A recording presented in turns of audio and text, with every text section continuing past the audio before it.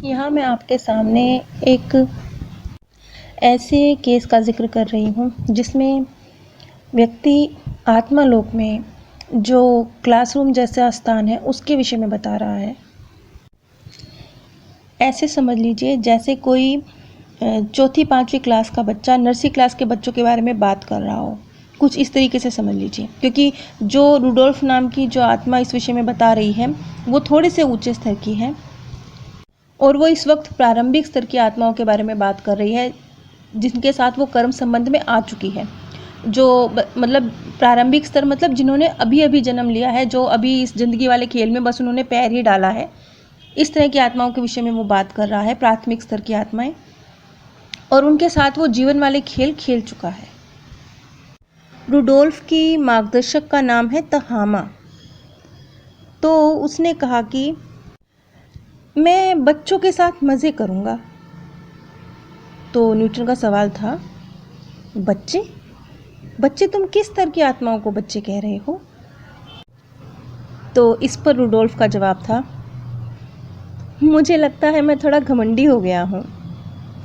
हम तो नौसिखियों को यूं ही पुकारते हैं क्योंकि अभी विकास के मामले में ये बच्चे जैसे ही तो हैं।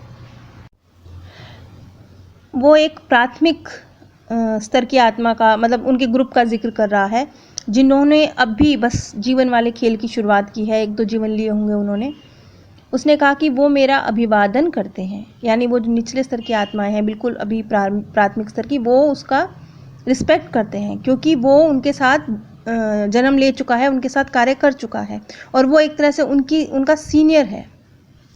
और ये सारी जो आत्माएं जिनके बारे में ये बात कर रहा है उनके विषय में ये कहता है कि मैं उन सभी को जानता हूँ जो आत्म अनुशासन की कमी के कारण एक ही गलती को बार बार दोहराते हैं। यहाँ पर इस बात का क्या मतलब है कि वो जिन आत्माओं के साथ, जिन प्राथमिक स्तर की आत्माओं की वो बात कर रहा है ना, वो आत्माएं अपने जीवन वाले खेल में उन्होंने आत्म अनुशासन सीखना होगा, अनुशासन की कला सीखनी होगी, लेकिन वो नहीं सीख पाई। और क्योंकि वो नहीं सीख पाई इसलिए वो अपनी गलती को बार बार दोहराती हैं, यानी अनुशासन का जो लेसन है उस लेसन को वो आत्माएं नहीं पढ़ पाई। यहाँ पर थोड़ा सा एक अजीब बात भी कही है रुडोल्फ ने मार्गदर्शकों के लिए। इस बात पे थोड़ा ध्यान दीजिएगा क्योंकि ये थोड़ी सी अजीब है। जैसे कि उसने ये कहा कि ये बच्चे कुछ ऐसे बच्चे हैं जिनसे मार्गदर्शक दुखी हो चुके हैं। जैसे कि स्कूल में कुछ स्टूडेंट ऐसे होते हैं ना कि बस पढ़ते ही नहीं हैं, काम ही नहीं करते हैं, होमवर्क ही नहीं करते हैं, तो टीचर बार बार बोल बोल के भी थक जाता है, फिर वो छोड़ देता है उनको। इसी तरह से ये प्राथमिक स्तर की आत्माएं हैं, इनके भी मार्गदर्शक एक तरह से इनको आत्म अनुशासन की जो गाइडेंस है दे के, इन्हें बता के थक चुके हैं। तो उन्होंने एक तरह से इन्हें, आप ये कह सकते हैं कि अगर मैं एक जो हमारी शब्दावली है उसके मुताबिक बोलूँ तो आप ये कह सकते हैं कि नकारा छात्रों को प्रोत्साहन देना मार्गदर्शक ने बंद कर दिया है। आप ये शब्द इस्तेमाल कर सकते हैं। अब इस पर रुडोल्फ का क्या जवाब था? उसने कहा कि जो हमारे अध्यापक यानी हमारे मार्गदर्शक होते हैं उनमें असीम धैर्य होता है, बहुत बहुत धैर्य होता है। क्यों? क्योंकि वक्त उनके लिए कोई महत्व नहीं रखता। अब वक्त हमारे लिए महत्व रखता है ना, हम हैं शरीर के अंदर, हमने बड़े होना है, बूढ़े होना है, जन्म लेना है, मरना है, ये शरीर के साथ जुड़ी हुई चीज़ें हैं, इसलिए यहाँ वक्त मायने रखता है। आपकी आयु बढ़ रही है, लेकिन आत्मा के मामले में वक्त मायने नहीं रखता, आत्मा लोक में वक्त मायने नहीं रखता। तो क्योंकि वक्त मायने नहीं रखता इसलिए जवाब था उनके मार्गदर्शक के लिए। उसने कहा कि वो बहुत खुशी खुशी उस घड़ी का इंतज़ार करते हैं जब ये जो छात्र हैं, एक तरह से नकारा छात्र कह लीजिए, जो बार बार फेल हो रहे हैं, ये अपने आप ही व्यर्थ की बातों के प्रति नीरस हो जाएंगे, व्यर्थ की बातों को नापसंद करने लगेंगे और खुद ही चाहेंगे कि वो अब अपने लाइफ लेसन सीखें। ऐसे समझ लीजिए जैसे कोई बच्चा बार बार फेल हो, टीचर भी थक जाए, तो वो खुद ही चाहेगा कि नहीं अब बहुत हो गया, अब तो मुझे पास होना है, मेरे पीछे के बच्चे मेरे साथ आ गए हैं, मेरे साथ के बच्चे आगे निकल गए हैं, अब तो मुझे पास होना है। वो वाली स्टेज का इंतज़ार करते हैं कई बार हमारे मार्गदर्शक। खैर, आगे न्यूटन का सवाल था कि अच्छा अब तुम स्कूल का हाल सुनाना जारी रखो। अब आगे जो मैं आपको बताने जा रही हूँ, जैसे कि अब कई बार कमेंट में भी क्वेश्चन आता है कि क्या सीखती हैं आत्माएं आत्मालोक में, क्या क्या उनकी पढ़ाई होती है, क्या वो भी किताबों को पढ़ के सीखती हैं? तो ऐसा कुछ नहीं है। अब जो मैं अगला बताने जा रही हूँ उससे आपको ये अंदाज़ा हो जाएगा कि आत्मालोक में किस तरीके से आत्मिक उन्नति के बारे में आत्माएं सीखती हैं। वो क्या सीखती हैं? एक्चुअली वो कुछ नहीं सीखती, वो वही लाइफ लेसन सीख रही हैं जिन्हें सीखने के लिए वो धरती पर आती हैं। वही लाइफ लेसन वो वहाँ सीख रही हैं। आप ऐसे समझ लीजिए जैसे कि वो लाइफ लेसन ज़िंदगी के खेल खेल के भी सीख रही हैं, लेकिन यहाँ बड़ी क्विक सीख रही हैं। यहाँ पे तो यही ज़िंदगी है ना, थप्पड़ मार के भी सिखाएगी। तो वो सीख रहे हैं धरती पर भी, और वो आत्मालोक में भी जो वक्त गुजार रहे हैं, आत्मालोक में जो शिक्षा प्राप्त कर रहे हैं, वहाँ पर भी लाइफ लेसन ही सीख रहे हैं। लेकिन वहाँ पे गति धीमी है बड़ी। क्यों? क्योंकि वहाँ पे थप्पड़ नहीं लगता ना, ज़िंदगी का थप्पड़ इतना तेज़ है कि वो फटाफट सिखाता है आपको। लेकिन आत्मालोक में आप जंप नहीं लगाते हैं, आप धीरे धीरे सीखते हैं। अब आगे आपको स्पष्ट होता जाएगा कि ये आत्माएं, जो अब मैं बात कर रही हूँ रुडोल्फ की ही बात कर रही हूँ। अब अभी तक तो रुडोल्फ ने उनके बारे में बताया था जो निचले स्तर की आत्माएं हैं, प्राथमिक स्तर की, जिनके साथ वो जीवन वाले खेल में आ चुका है।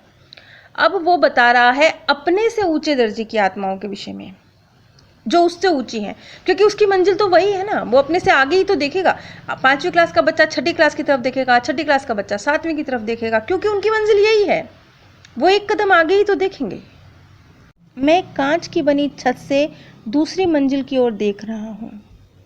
यहाँ पर आत्माओं का रंग रूप जालीदार सा लग रहा है। अब जालीदार से क्या मतलब है? पारदर्शी।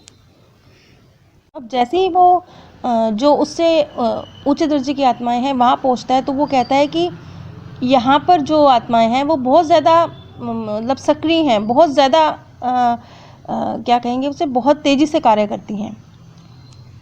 इनके अंदर अथक ऊर्जा मौजूद है, बिल्कुल ना थकने वाली ऊर्जा मौजूद है।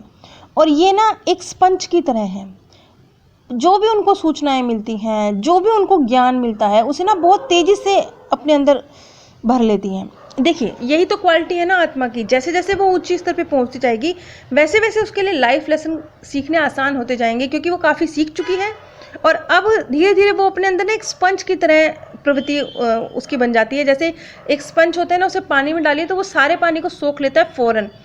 इसी तरीके से जो ऊंचे जो धीरे धीरे करके आगे बढ़ती जाती हैं आत्माएं, जो थोड़े से ऊपर पहुंच जाती हैं, कई लेसन सीख जाती हैं, वो भी फिर एक स्पंज की तरह आसानी से बाकी लेसन सीखने लगती हैं। और वो ना बड़ी आसानी से जो उन्हें लाइफ लेसन सीखने हैं, जो उनको सूचनाएं दी गई हैं, चाहे वो आत्मालोक हो चाहे वो धरती हो, दोनों पर ही ना बड़ी आसानी से उन्हें आत्मसात करने लगती हैं। और वो सिर्फ आत्मसात नहीं करती, बल्कि वो कोशिश करती हैं कि वो प्रैक्टिकली भी उस चीज़ को जिए। अब प्रैक्टिकली वो उस चीज़ को जिए के लिए तो उन्हें धरती पर आना पड़ेगा। क्यों? क्योंकि आत्मालोक में सब आत्मा रूप में है। वहाँ पे आप अपने ज्ञान का ज्ञान है, ज्ञान जीने का तरीका है, लेकिन आपके लाइफ लेसन आप कब समझ पाते हैं कि आपने सीख लिया? मान लीजिए कोई व्यक्ति बहुत गरीब है, लेकिन ऐसी स्थिति में भी वो अडिग रहता है, वो कहता है कुछ भी हो जाए मेरे साथ, मैं बेईमानी तो नहीं करूँगा। ये है लाइफ लेसन। अब सीखा है उसने बेईमानी ना करने का लाइफ लेसन। लेकिन सारे हालात सही हैं, प्लेट में रोटी भी है, तन पे कपड़ा भी है, सर पे छत भी है, सब कुछ परफेक्ट है, और अब वो कहता है नहीं मैं बेईमानी नहीं करूँगा। तो उसने लाइफ लेसन सीखा या नहीं सीखा नहीं पता चलेगा। इसी वजह से आत्मालोक में अगर आपने सीखा भी है कोई लाइफ लेसन, तो उसका एक तरह से एग्ज़ाम देने के लिए भी आपको धरती पर आना है। सीखने के लिए भी आना है, एग्ज़ाम देने के लिए भी आना है।